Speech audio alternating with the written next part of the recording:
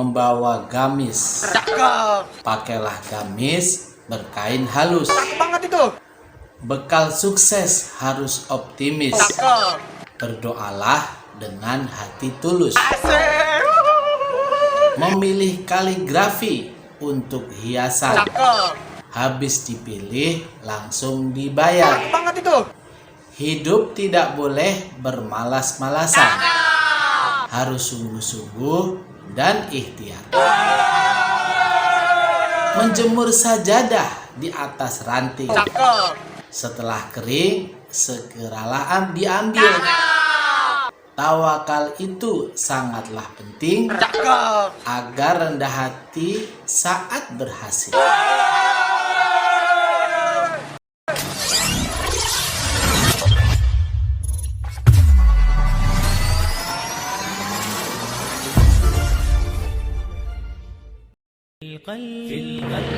Assalamualaikum warahmatullahi wabarakatuh. Jumpa lagi bersama saya Pak Musoni. Kali ini kita akan melanjutkan pembelajaran pendidikan agama Islam dan budi pekerti kelas 9. Tapi sebelum kita mulai, bagi yang belum subscribe channel ini, silahkan untuk klik tombol like dan subscribe dulu ya, agar dapat membantu Pak Musoni membangun channel ini. Terima kasih. Para siswa sekalian, sebelum kita mulai pembelajaran kita, marilah kita awali dengan bersama-sama membaca basmalah. Bismillahirrahmanirrahim.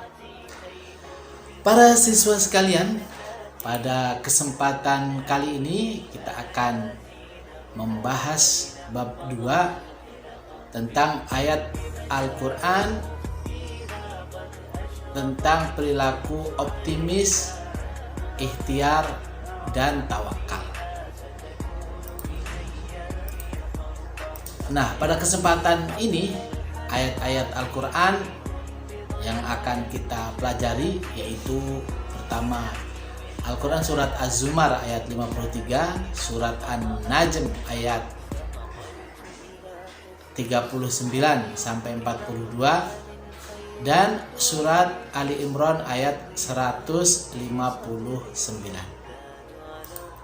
Kemudian kita juga akan membahas tentang bagaimana kandungan dari ketiga ayat tersebut. Baik para siswa sekalian, pada kesempatan ini kita bersama-sama nanti kita akan membaca surat Az-Zumar ayat 53, surat An-Najm ayat 39, dan surat Ali Imran ayat 58. Surat Az-Zumar ayat 53. A'udzu billahi minasyaitonir rajim. Qul ya ibadiyalladzina asrafu ala anfusihim la taqnatu mir rahmatillah. Innallaha yaghfirud dzunuba jami'a. Innahu huwal ghafurur rahim. Artinya, katakanlah, wahai hamba-hambaku yang melampaui batas terhadap diri mereka sendiri, janganlah kamu berputus asa dari rahmat Allah.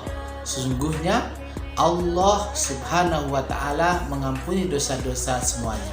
Sungguh dialah yang maha pengampun lagi maha penyayang. Kemudian para siswa sekalian, kita berlanjut ke surat An-Najm ayat 39 sampai 42. A'udzu billahi minasyaitonir rajim. Bismillahirrahmanirrahim. Wa al-laisa lil insani illa ma sa'a. Wa anna sa'yahu sawfa yura. Tsumma yujzahul jazaa'al awfa wa anna ila rabbikal muntaha. Artinya, dan bahwa manusia hanya memperoleh apa yang telah diusahakannya, dan sesungguhnya usahanya itu kelak akan diperlihatkan kepadanya, kemudian akan diberi balasan kepadanya dengan balasan yang paling sempurna. dan sesungguhnya kepada Tuhanmu lah kesudahannya segala sesuatu. Kemudian surah Ali Imran ayat 159. A'udzu billahi minasyaitonir rajim. Fabima rahmatin minallahi linta lahum walau kunta faddan ghalidul qalbi lang faddu min hawlik fa'fu anhum wastaghfir lahum wasyawirhum fil amr fa idza azamta fatawakkal 'ala Allah innallaha yuhibbul mutawakkilin. Yang artinya, maka berkat rahmat Allah engkau Muhammad berlaku lemah lembut terhadap mereka. Sekiranya engkau bersikap keras dan berhati kasar, tentulah mereka menjauhkan diri dari sekitarmu. Karena itu, maafkanlah mereka dan mohonkanlah ampunan untuk mereka, dan bermusyawarahlah dengan mereka dengan urusan itu. Kemudian apabila engkau telah membulatkan tekad, maka bertawakallah kepada Allah. Sungguh Allah mencintai orang yang bertawakal.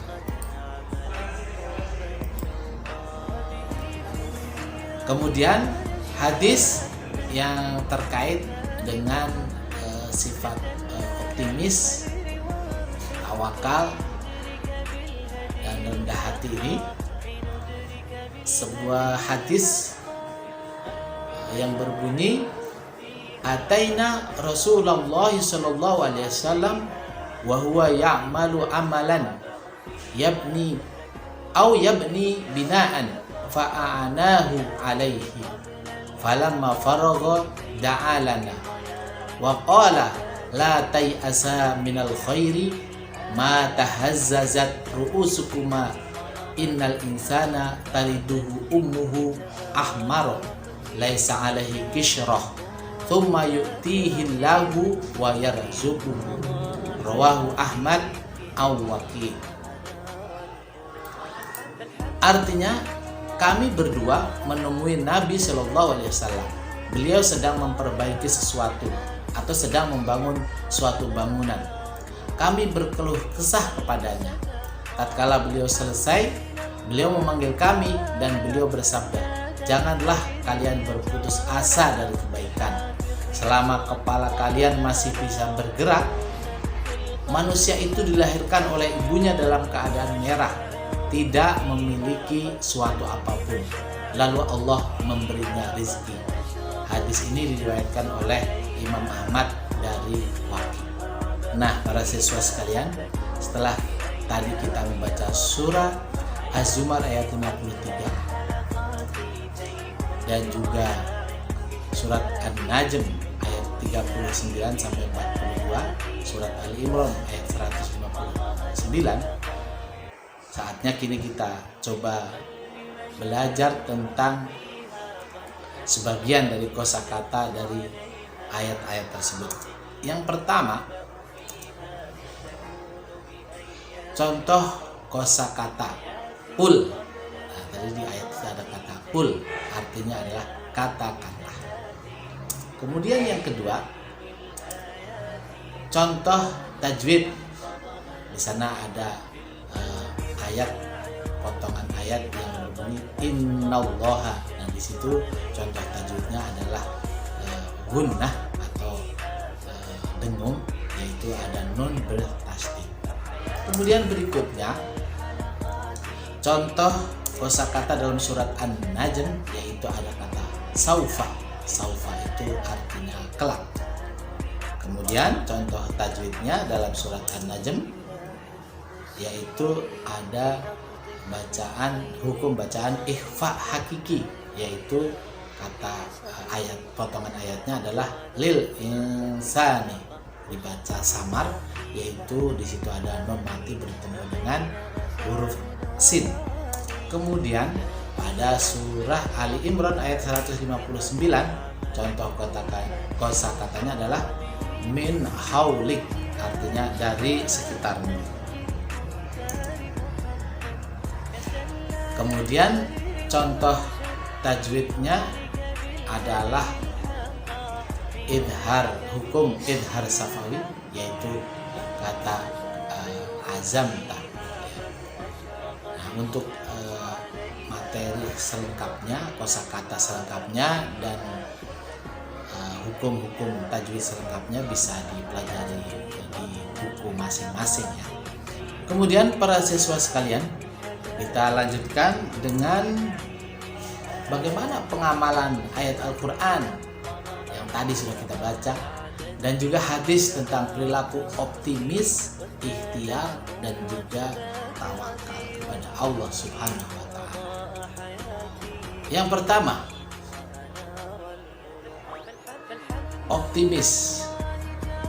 optimis dalam beribadah,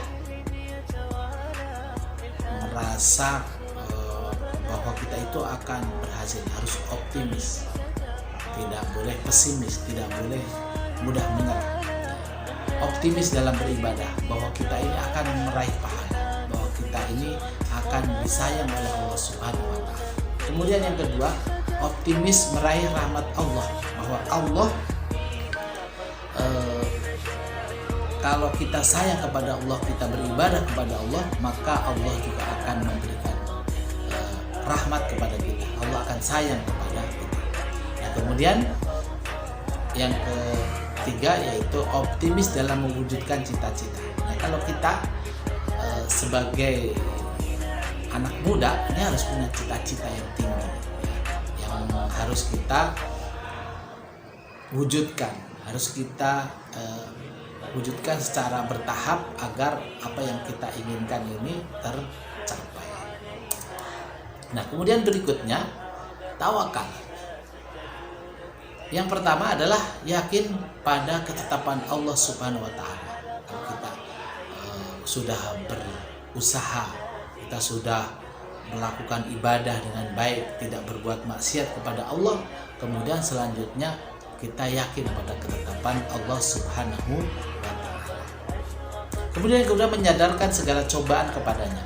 Jadi kalau kita diberikan hal-hal yang tidak menyenangkan, diberikan ujian, maka kita sadarkan kepada Allah Subhanahu wa Ta'ala. Kita berpasrah diri kepada Allah Subhanahu wa Ta'ala seraya memohon pertolongan kepada Allah Subhanahu wa Ta'ala agar kita segera disudahi cobaan yang diberikan kepada kita. Kemudian yang ketiga adalah bersyukur atas segala karunia kita. Allah memberikan banyak hal kepada kita. Nah, itu perlu kita syukuri. Coba saja kita punya mata yang bisa melihat, punya telinga yang bisa mendengar, punya otak kita yang bisa memikirkan sesuatu, punya badan kita yang sehat. Ini semua harus disyukuri oleh kita. Ya. Kemudian para siswa sekalian, ikhtiar. Bagaimana pengamalan ikhtiar? Yang pertama adalah berusaha menjemput rizki. Tidak boleh menyerah, harus berusaha menjemput rizki, beribadah, berdoa, menjemput rizki. Begitu.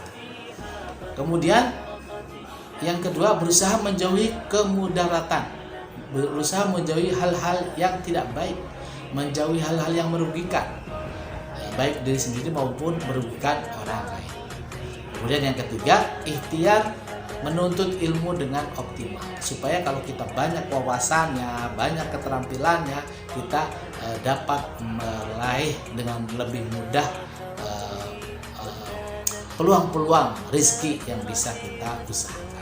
Ya, demikian hal-hal yang bisa kita bahas pada kesempatan kali ini. Mudah-mudahan bermanfaat. Terima kasih. Assalamualaikum warahmatullahi wabarakatuh.